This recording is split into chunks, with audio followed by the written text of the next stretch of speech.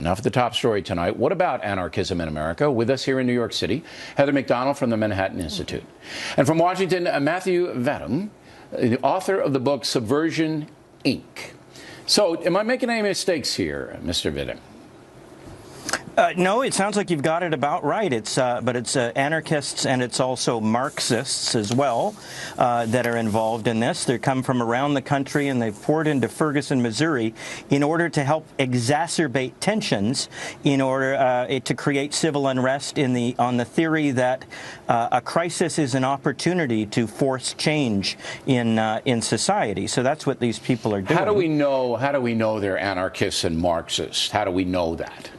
Well, because a lot of the groups are funded by George Soros through his charitable foundations, and one of them is a Missouri group. It is the successor group to ACORN, Missourians Organizing for Reform and Empowerment, or MORE, as an acronym, and it's been very deeply involved in the unrest by setting up a system. And they're based in St. Louis, that group?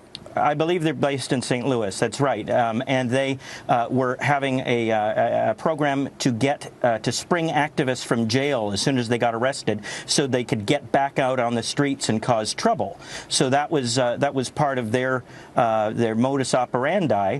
And so George Soros, the billionaire far left loon, his money pours into these community groups, the one you mentioned in Missouri, and they organize and fund sometimes transportation, other things, and they say, look, be here at a certain time. And the goal is what? What does Soros want? Why is he doing that?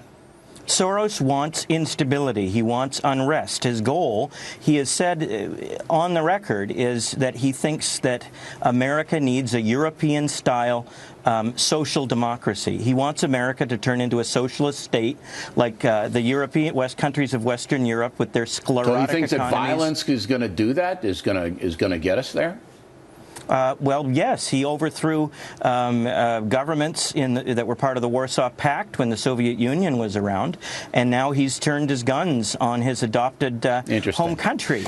Okay, now, Heather, you're here based here in New York City, and you saw the two police officers get killed, and then mayor was involved in anti-police rhetoric, and the protesters were allowed to run wild and say hate the cops and kill the cops on the bridge going over to Brooklyn. Do you agree with Mr. Vadum that it is an organized thing now? When something happens, these people come in and try to cause trouble? Do you agree with that? Well, it's both. I think there's both local hatred of the cops and there's clearly outside groups. I think it's premature to say that we've got some Haight-Ashbury white gutter punk that's killed or tried to kill the officers in Ferguson. The thug who killed officers Wenjin Liu and Rafael Ramos in New York was a Brooklyn criminal. Yeah, he was a criminal. And so it's not mutually exclusive to say that there is a anarchist element in this country and globally, and to say that there is unfortunately also a racial element to these shootings. Sure, there's a local element too, but does the organized force funded by a guy like Soros come in and organize the protests? That's what I think is happening. Yeah, they use some of the locals who are angry, but they're the driving force about what happens. Yes, but there's also a lot of just local desire for violence. They're not, again, that's not mutually exclusive. There are thugs who want to cause trouble, but they're not organized. Well, maybe not, but I think the people that were night, rioting and looting even Attorney General Holder, were also locals. I shouldn't say even, but Attorney General Holder said today this was an ambush. This was a calculated ambush.